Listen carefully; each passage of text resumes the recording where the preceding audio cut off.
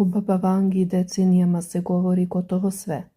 O njenim navodnim proročanstvima, neobičnim vizijama, ljudima koji su joj dolazili po pomoć, državnicima koji su je posećivali i pričama koje su se oko njenog imena širile mnogo brže nego što je bilo moguće proveriti njihovu autentičnost. Milioni ljudi čuli su za njeno ime. Mnogi su se plašili njenih navodnih predviđanja, a drugi su joj se divili. Međutim, postoji jedna strana njenog života o kojoj se govori mnogo ređe. Njen ljubavni život. I upravo tu počinje priča koja je, prema različitim zapisima i kasnijim svedočenjima, bila mnogo dramatičnija od gotovo svega što je javnost znala o njenim proročanstvima koja potresaju čak i geopolitičku scenu, nagoveštavaju katastrofe i sudbine čitavih nacija. Ali dok svet sa strepnjom gleda u budućnost kroz njene vizije, prava dramatična priča leži zakopana u njenoj prošlosti. Priča o kojoj se izuzetno malo zna, a koja otkriva sasvim drugačije lice ženske figure obavijene mistikom. Šta se zapravo dogodilo u mračnim hodnicima njenog privatnog života? Kako je tragična sudbina presekla njene najranije devojačke snove i koje su to mračne misterije oblikovale njen ljubavni put? Odgovor na ovo pitanje vodi do šokantnih saznanja koja ostavljaju bez daha. Pre nego što nastavimo dalje, podelite ovaj video sa prijateljima i rodbinom na društvenim mrežama, ostavite like i napišite u komentarima da li verujete da su tragične ljubavi bile cena njenog proročkog dara ili je sudbina jednostavno imala surov plan za nju. Još pre nego što je postala Baba Vanga, koju danas poznaje ceo Balkan, bila je Vangelija, mlada, slepa devojka koja je želela ono što želi gotovo svako ljudsko biće. Da bude voljena, da ima svoj dom, porodicu i nekoga ko će stati uz nju. Sve je počelo dramatičnim obrtom u njenom ranom detinjstvu, događajem koji je zauvek promenio tok njenog života i o kojem zvanični dokumenti i očevici daju potpuno oprečne tvrdnje. Priča o Vangeliji Pandevi Gušterovoj počinje pričom o gubitku vida u njenoj 12. godini. Prema verziji koju je godinama sama proročica iznosila u javnost, sve se odigralo kada ju je zahvatio razorni uragan. Snažne vazdušne struje, prema njenim rečima, pogodile su krhku devojčicu i bacile je 100 metara dalje od mesta gde se nalazila. Meštani je nisu mogli odmah pronaći, a potraga je trajala sve do narednog dana, kada su je zatekli zatrpanu ispod odlomljenih grana. Pesak i prašina zaglavili su se duboko u njenim očima, izazvavši teška oštećenja. Operacija kojom bi se spasio njen vid bila je izuzetno skupa za njenu siromašnu porodicu, pa je devojčica ostala u potpunom mraku. Međutim, mediji prenose da je ovu zvaničnu i široko prihvaćenu verziju opovrgla istraživačka bugarska novinarka tokom prikupljanja arhivskih podataka o prirodnim katastrofama iz tog perioda.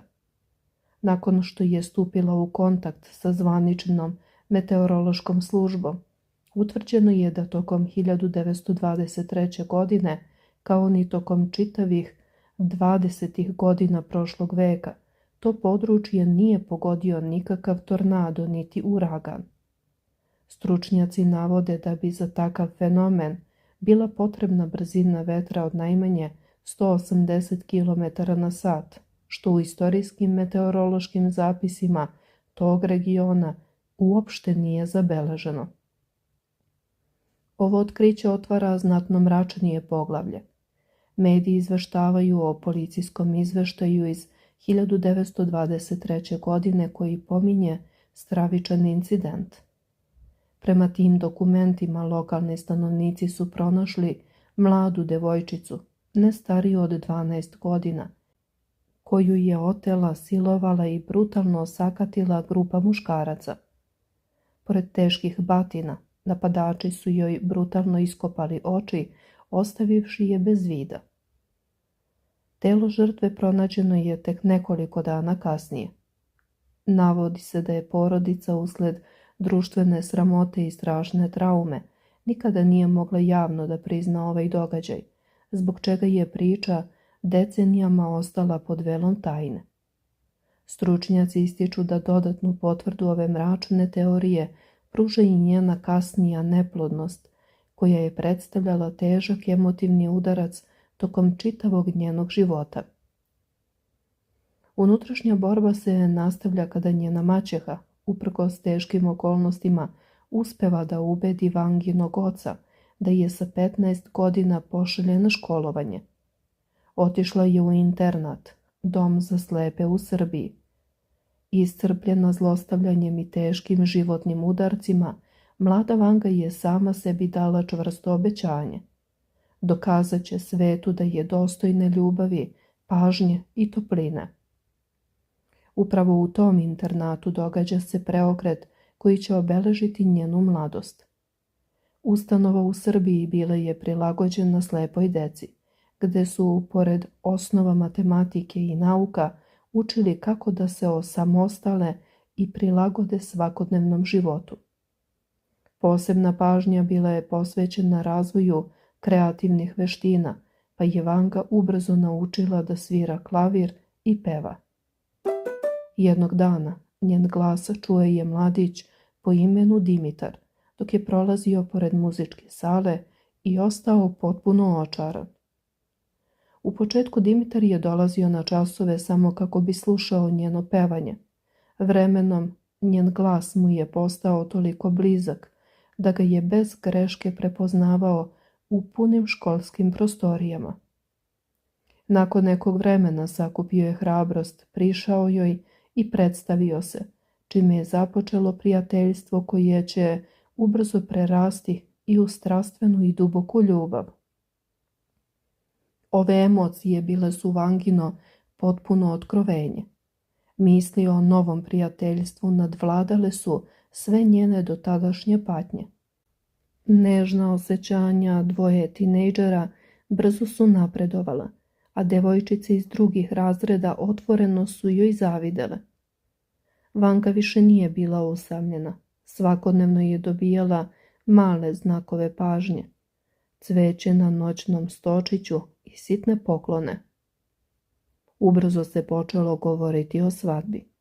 Dimitar, koji je bio 3 godine stariji od Vange, poticao je iz veoma bogate porodice, koja nije štedela novac na njegovo lečenje i vrhunske lekare. Njegova budućnost smatrana je potpuno obezbeđenom, zahvaljujući testamentu njegovog dede, koji je trebalo da stupi na snagu kada mladić napuni 19 godina i postane punoletan. Iako njegovi roditelji načelno nisu bili protiv venčanja sa Vangom, usledio je neočekivani porodični slom. Dimitrov otac je iz javnosti nepoznatih razloga odlučio da po svaku cenu liši sina nasledstva. Notar koji je stigao u internat tražio je od Dimitra da potpiše dokument za koji je mladić verovao da predstavlja prihvatanje nasledstva. U stvarnosti radilo se o potpunom odricanju od očeve imovine i finansijskih sredstava. Nakon što su mu svi planovi propali, izmanipulisani Dimitar morao je sve da prizna svojoj verenici. Vanga je ostala dosledna svom obećanju. Njihova zajednička budućnost bila ju je važnija od novca. Sama je sašila svoju venčanicu, spremna za novi početak. Međutim, uprava internata odlučila je da pre same ceremonije o svemu zvanično obavesti njenog oca. U tom trenutku porodica Surčev prolazila je kroz najtežu krizu. Vangina maćeha preminula je ubrzo nakon porođaja, ostavivši Vanginog oca Pandea samog sa 3 male dece i u potpunom finansijskom rasulu. Čim je primio vest iz doma za slepe, Pande je shvatio da mu je ćerka neophodna kod kuće kako bi se brinula o deci i domaćinstvu, posebno sada kada je stekla obrazovanje. Kupio je kartu i odmah krenuo po nju.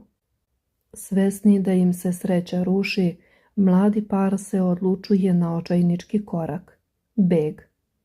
Uspeli su da stignu do Beogradske železničke stanice, ali njihovo panično ponašanje privuklo je pažnju policije. U roku od samo nekoliko sati vraćeni su u internat. Otac je odmah odveo Vangu kući, ne dozvolivši joj čak ni da se oprosti od svoje prve velike ljubavi. Ipak godina 1942. donosi novi preokret.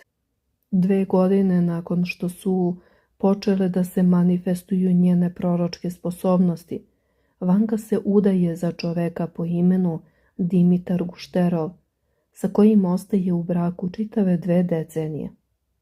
Zanimljivo je da je njen muž nosio isto ime kao i njen prvi vernik. Mediji prenose 2 različite verzije o tome kako su se upoznali. Prema prvoj verziji do susreta je došlo tokom jedne od Vanginih seansi. Mladić, koji je tada služio vojsku, došao je da sazna sudbinu svog brata koji je nestao na ratištu. Vesti koje mu je saopštila nisu bile ohrabrujuće, ali mu je Vanga na kraju seanse rekla da će se uskoro oženiti njom, uprkos tome što je već bio veran devojkom iz detinjstva. Pritisnut proročanstvom, Dimitar je ubrzo raskinuo zaruke i počeo da živi sa Vangom. Druga verzija, koja se često navodi u bugarskim medijima, tvrdi da je Dimitar primetio slepu ženu kako prosi u blizini lokalne crkve. Kada joj se približio, čuo je njeno proročanstvo o predstojećem venčanju i 2 dece koje će imati. Kako su glasine o njenim moćima već uveliko kružile zemljom, Dimitar se nije usudio da ospori njene reči. Kasnije je rođacima priznao da se oženio isključivo iz straha i pod pritiskom. Uprkos početku, koji je delovao sudbinski, brak je bio daleko od idiličnog. Spolja gledano delovali su kao skroman i skladan par, ali izveštaji navode da u njihovom odnosu nije bilo topline ni prave ljubavi. Komunikacija je bila hladna, a proročanstvo o deci nikada se nije ostvarilo. Nakon njegovog povratka iz rata, odnosi su se dodatno pogoršali. Dimitar nije mogao da podnese neprekidne kolone posetilaca koji su opsedali njihovu kuću danju i noću. Njegovo zdravlje se naglo pogoršalo, a utehu je potražio u alkoholu. 1962. godine Dimitar Gušterov je preminuo od ciroze jetre, a Vanga ga je uprkos hladnom braku oplakivala do kraja svog života. Drama u njenom privatnom životu ni tu se nije završila. Mediji prenose priču o njenom oženjenom komšiji, Ivanu Blagoju, koji je gajio javnu obsesiju prema njoj. Kako bi joj bio što bliže, zaposlio se kao čuvar njene kuće. Međutim, boravak u njenom okruženju i prisustvo neobjašnjivoj energiji dramatično su uticali na njegovo psihičko stanje. Razvio je teške napade manije gonjenja, a mentalni poremećaj je ubrzo eskalirao, što je dovelo do toga da izvrši samoubistvo. Nakon serije tragičnih gubitaka, Vanga nije odustala od želje da bude majka. Usvojila je 6-godišnju devojčicu Violetu, a kasnije i teško bolesnog dečaka, kome su lekari predviđali brzu smrt. Dečak je uspešno preživeo, a Vanga mu je dala ime Dimitar, u znak sećanja na svog pokojnog muža. Svi ovi detalji oslikavaju duboko tragičnu stranu života žene koju je svet poznavao samo po njenim mističnim moćima, ostavljajući otvoreno pitanje koliko je lične sreće moralo da žrtvuje zarad dara koji joj je doneo svetsku slavu. Kada govorimo o Baba Vangi, gotovo svaki detalj njenog života vremenom je dobio više verzija. Jedna priča postane legenda, legenda se prenese u novinski tekst, zatim se pojavi u knjizi, a posle nekoliko decenija čitaoci više nije jasno gde završava dokumentovana biografija, a gde počinje usmeno predanje. Zato je potrebno razlikovati 3 stvari. Ono što se smatra istorijski potvrđenim, ono što je zabeleženo kao svedočenje i ono što je kasnije postalo legenda. Jedna od stabilnijih činjenica jeste da je Vanga u mladosti bila učenica škole za slepe u Zemunu. Tamo je učila Brajevu azbuku, ali i praktične veštine potrebne za samostalan život. Izvori navode i muziku, šivenje, pletenje, kuvanje i druge veštine. I upravo je Zemun prema kasnijim pričama postao mesto gde se u njenom životu pojavilo nešto što joj je do tada bilo gotovo potpuno nepoznato. Ljubav. Čuli ste kako iza mračne zavese proročanstava i misterije stoji priča obojena tugom, zabranjenim ljubavima i teškim životnim udarcima. Priča o ženi čiji su lični snovi ostali u senci njenog proročkog dara. Kakav je vaš utisak posle svega ovoga? Da li mislite da je Vanga bila žrtva sopstvene sudbine ili su sve ove tragedije bile cena njene nesvakidašnje moći? Pišite nam vaše mišljenje u komentarima.